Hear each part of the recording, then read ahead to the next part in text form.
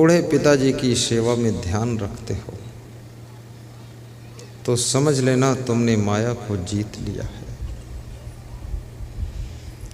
दूसरे लोगों ने कितनी गलती किया है ये बात तो अलग है, लेकिन तुम उनको कितना क्षमा कर सकते हो ये बात महत्वपूर्ण है।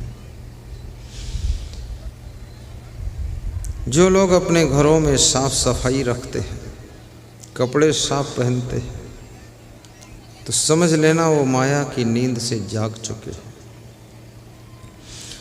जो अपने बच्चों को अच्छी शिक्षा देते हैं, अच्छे संस्कार देते हैं, शिक्षा स्कूल में मिलती है, शिक्षा शिक्षक से मिलती है, लेकिन याद रखना संस्कार या तो सत्संग से मिलते हैं और या तो फिर माता पिता से मिलते हैं। लेकिन दुर्भाग्य है जिन माता पिता के पास में ही संस्कार नहीं है, वे अपने बच्चों को क्या संस्कार देंगे। इसलिए यदि तुम माता पिता बन गए हो, दादा दादी बन गए हो,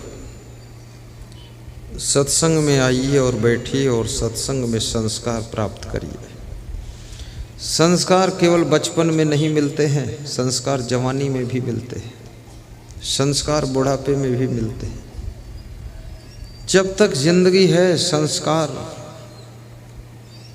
जहाँ से मिल जाए वहाँ से लेना चाहिए। मैं बॉम्बे हवाई अड्डे पर उतरा, सुबह का समय था। हमारे भक्त जी गौतम पाटिल बॉम्बे के अपनी गाड़ी से मुझे लेने आ रहे थे। 10 मिनट लेट हो गए। हम लोग खड़े थे बाहर, 2 संत थे।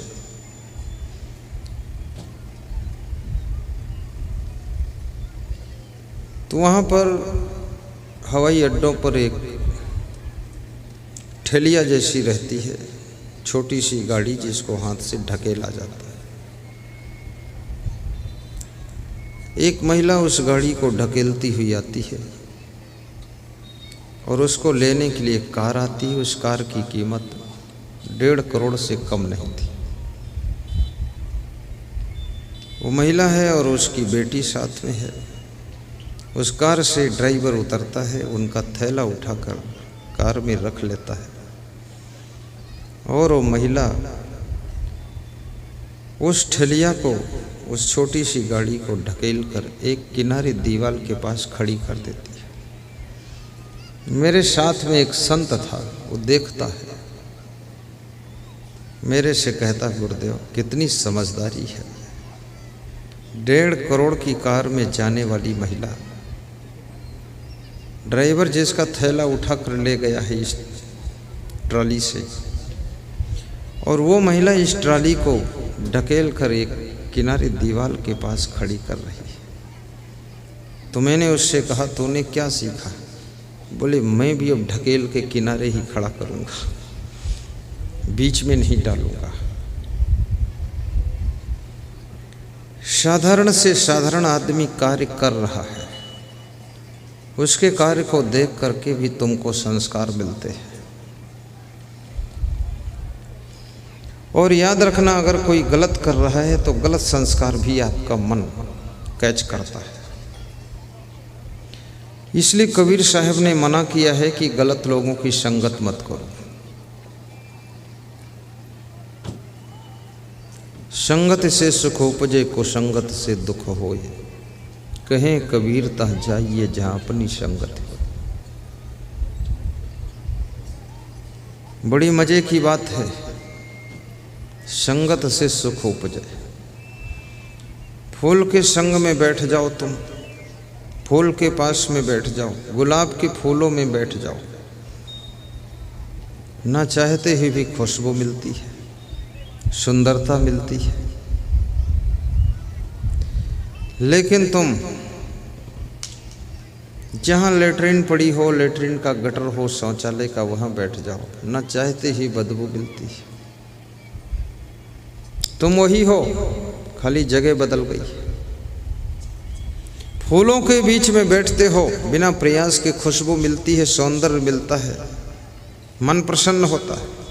गटर के पास में बैठे हो, बिना प्रयास के टट्टी की बदबू मिलती है, कीटाणु जीवाणु बैक्टीरिया रेंग रहे हैं, दौड़ रहे हैं, और बिना प्रयास के गंदगी में बीमारी भी फैलती है। कुसंगत ऐसे है जैसे गटर की संगत, सत्संगत ऐसे है जैसे गुलाब के फूलों की संगत। चुनाव आपको करना है, पूरी जिंदगी चुनाव से भरी हुई है। गुरु का चुनाव तुमको ही करना है, शिष्य का चुनाव गुरु को करना है,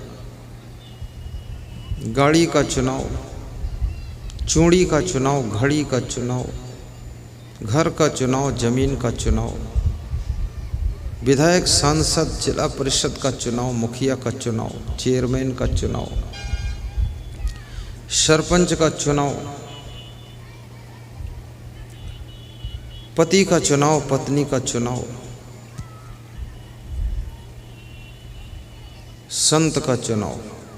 किस संत को बुलाकर प्रवचन कराना है, ये भी चुनाव आपको करना है।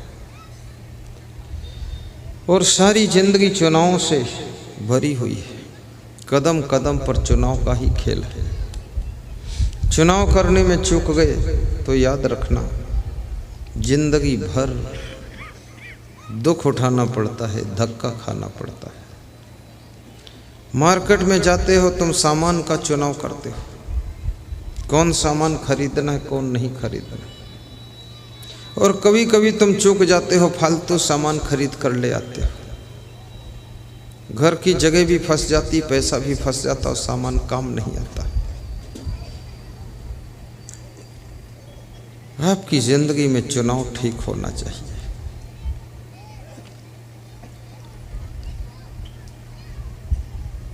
पति का चुनाव भी समझ बूझ कर करो। किसी लड़के को देख करके मोहित हो जाना, उसके साथ दोस्ती कर लेना, उसको कहना कि बॉयफ्रेंड है और वो बोले कि गर्लफ्रेंड है, फ्रेंड नहीं है, वो तुम्हारी मूर्खता है।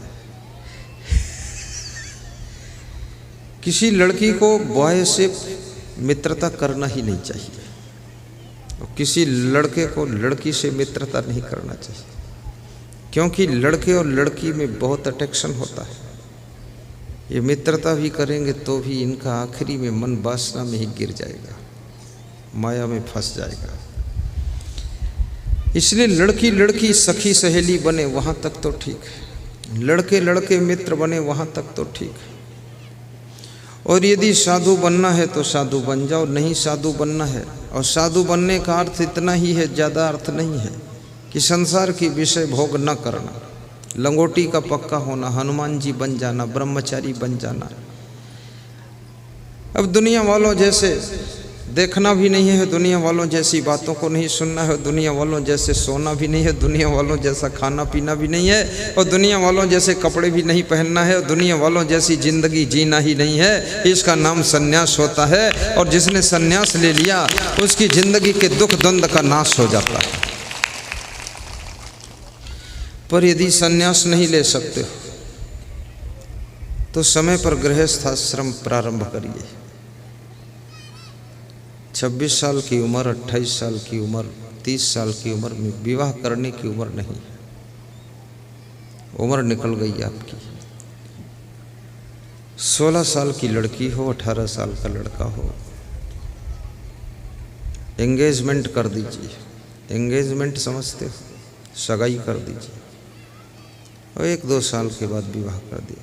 सगाई करने से भी फायदा, उस लड़की को भरोसा हो जाता है कि अब हमारे लिए पति मिल चुका है, लड़के को भी विश्वास हो गया कि हमारी पत्नी चुनाव की जा चुकी है। बस 1-2 साल बाद हम दोनों गंगा जमुना में स्नान करेंगे, गृहस्थी बसाएंगे, संसार बढ़ाएंगे। उनको पता चल गया।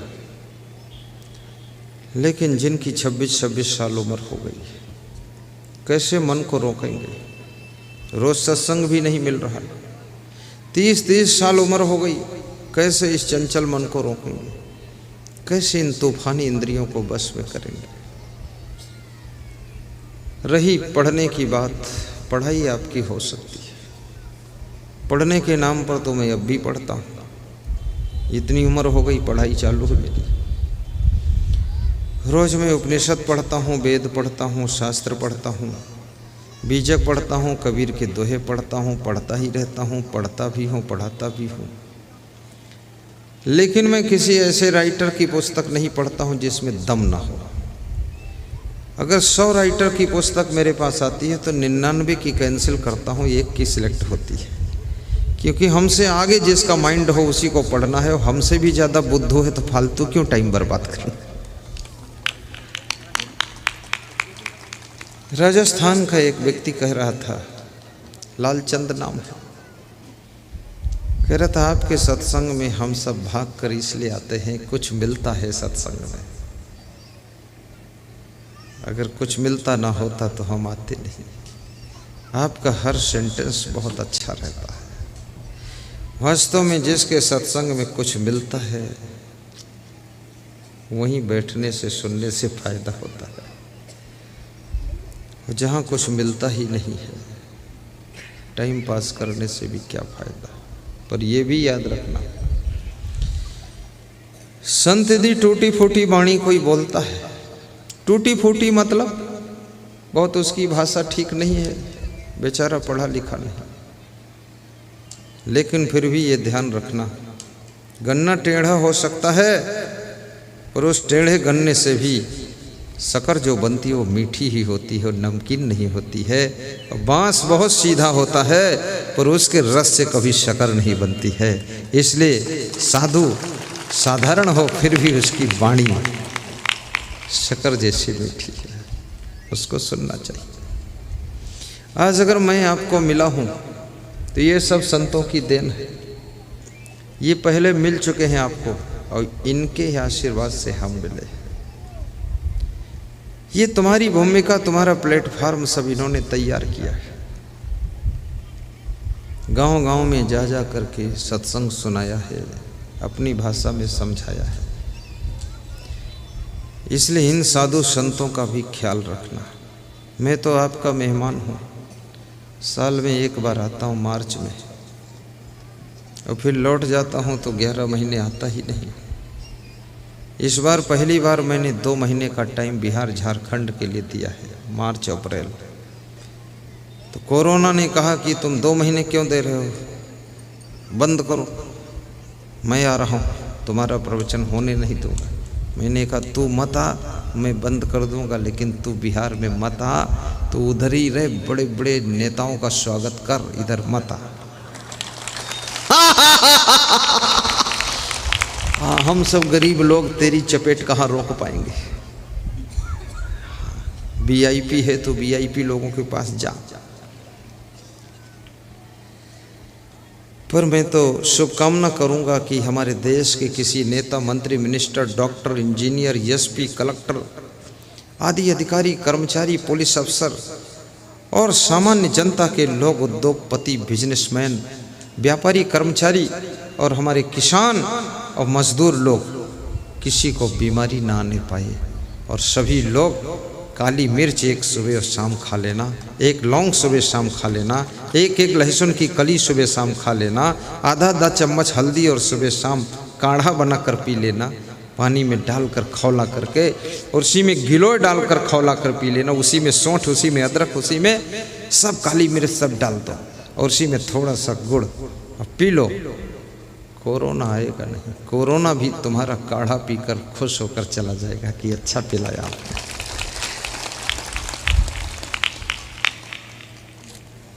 तुम हंसते हो तो बहुत अच्छा लगता है, और मुस्कुराते हो तो भी अच्छा लगता है,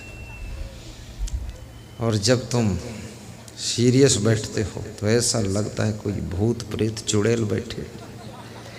इसलिए सीरियस मत बैठना, थोड़ा थोड़ा होंठें खोल देना। मैं आपके दांत नहीं उखाड़ूंगा, पक्का बता रहा हूँ।